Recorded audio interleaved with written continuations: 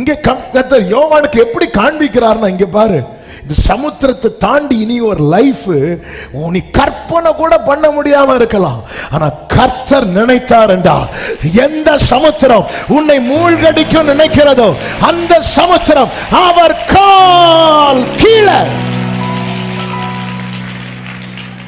ஹல்லேலூயா. கர்ச்சிக்கிற சிங்கம் போல சத்தமாய் ஆர்ப்பரிக்கிறான். ஆழத்தில் ஒரு தூதன் இறங்குறான். அந்த தூதனுக்கு மேல வானவில் இருந்தது.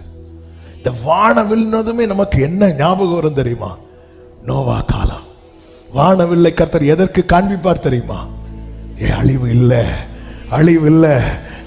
யோவானே ஒன்றை புரிந்து கொள், டொமிஷியன் அங்கிருந்து நினைச்சிட்டு இருக்கிறான் யோவான் அழிந்தான் என்று. பரலோகம் உனக்கு பிராமிஸ் பண்ணுகிறது, சத்துரு நினைக்கிற மாதிரி உன் முடிவு இருக்காது. சில உள்ளங்களோடு கர்த்தர் தீர்க்க தரிசனமாய் பேசுகிறார். முடிவு உண்டு இல்லைன்னு சொல்லல, ஆனா சத்துரு நினைக்கிறது மாதிரி முடிவு கிடையாது. சத்துரு எத்தனை பேர் ஆமென் சொல்லுவீங்க? ஆமே. உன்னை பகைக்கிறவங்க நினைக்கிறது மாதிரி உன் முடிவு இருக்காது. உன்னை எத்தனை பேர் விசுவாசிக்கிறீங்க?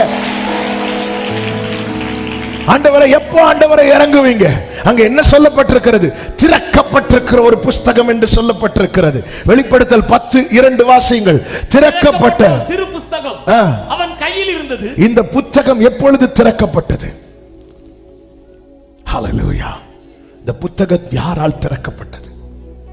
வெளிப்படுத்தின விசேஷம் 5வது அதிகாரம் 1 முதல் பார்க்கும்போது, புஸ்தகத்தை திறக்கவும் அதன் முத்திரைகளை உடைக்கவும் பாத்திரவான் யார் என்று மிகுந்த சத்தமிட்டு கூறுகிற பலமுள்ள ஒரு தூதனையும் கண்டேன்.